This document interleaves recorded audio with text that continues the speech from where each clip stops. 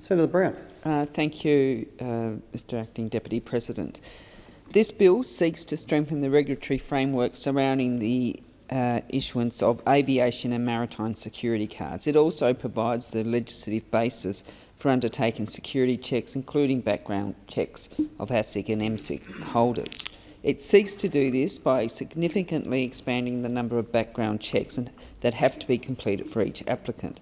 Aviation and maritime security identification cards are required for anyone that seeks regular access to secure areas of Australia's airports, seaports, Australian flag ships and our offshore oil and gas facilities. Workers requiring unescorted access to secure areas of airports, seaports, offshore platforms and Australian registered ships are all required to have a valid ASIC or MSIC card. These workers include aircraft crew, baggage handlers, couriers, security screening staff, security guards, waterfront workers, seafarers, custom brokers, shipping agents, maintenance workers, truck drivers, train operators and anyone who works on an offshore platform. In other words, tens of thousands of Australian workers are required to have one or other of these security cards in order to do their jobs.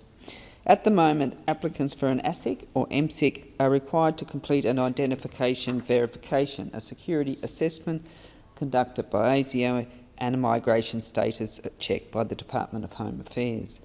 The government is now seeking to add a criminal history check conducted by the Australian Criminal Intelligence Commission and a criminal intelligence assessment which would also be conducted by the ACIC.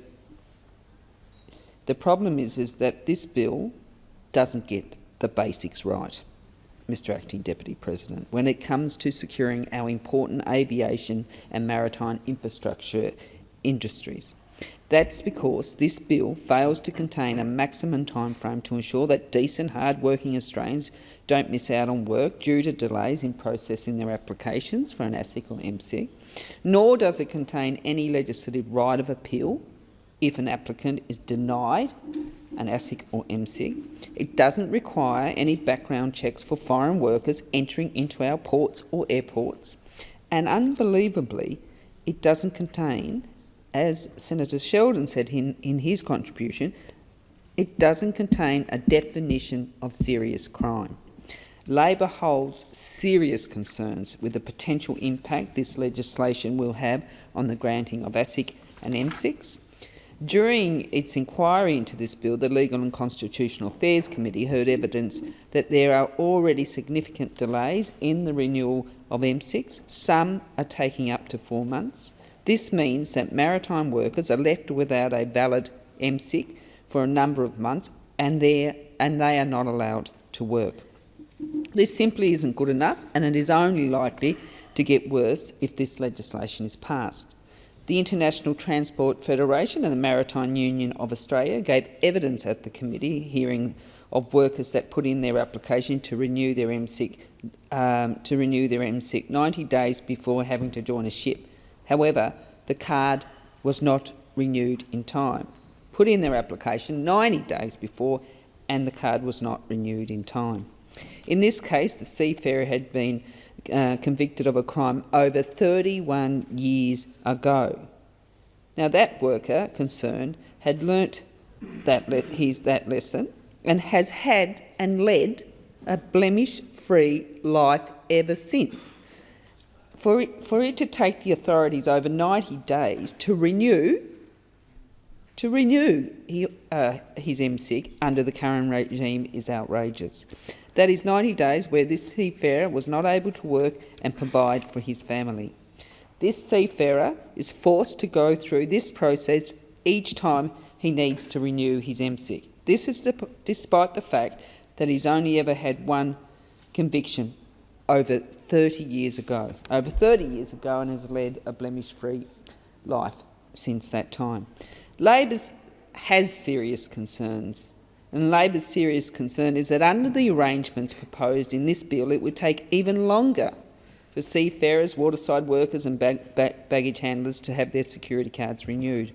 That's because the committee heard evidence from several witnesses from government agencies that it will now be taking intelligence into account when assessing whether to issue a card. Mr Pelham from the Australian Criminal Intelligence Commission told the committee that suspicious intelligence and belief will now be all considered by the authorities when determining whether individuals can be issued with an ASIC or M6.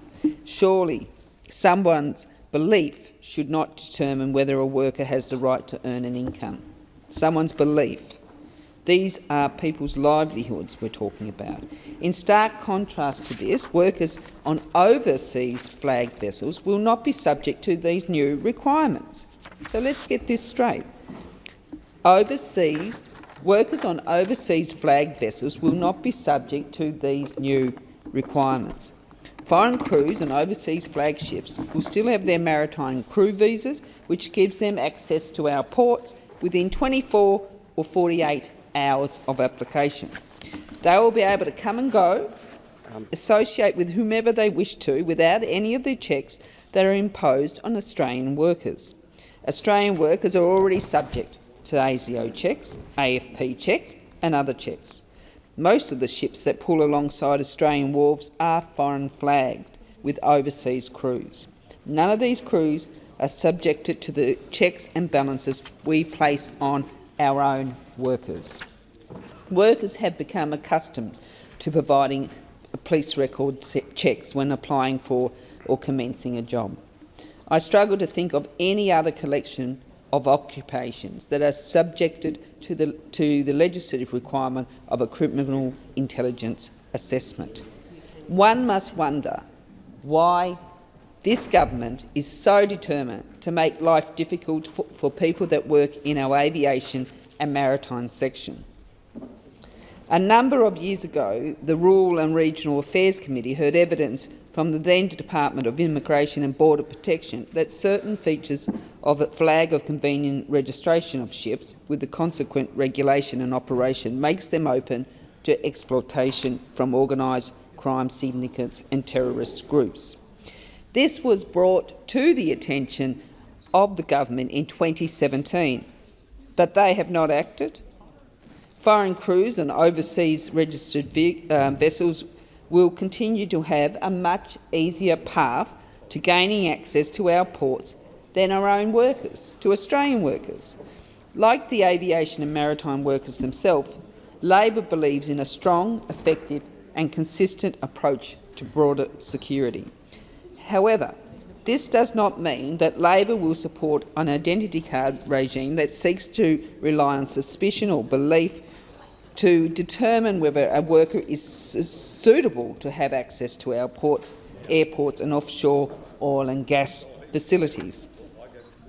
During its inquiry into this bill, the Legal and Constitutional Affairs Committee heard evidence from both the workers and government that there is no definition whatsoever of serious crime contained within the legislation. The Australian Crime Commission Act 2002 did manage to include a definition of serious crime. It is a very detailed definition, as you would expect. This definition focuses on offences punishable by more than 3 years imprisonment, offences causing high-value loss and certain money laundering and terrorism financing offences. Surely, if a definition could be included in a 2002 Act, it should not be beyond the wit of this government and their drafters to provide a definition in this instance. In fact, the Legal and Constitutional Affairs Committee was told that it is generally understood definition of serious crime does not apply in the case of this legislation. So not only do we not have a definition in this piece of legislation— Order. Senator Brown, we're moving to questions without notice.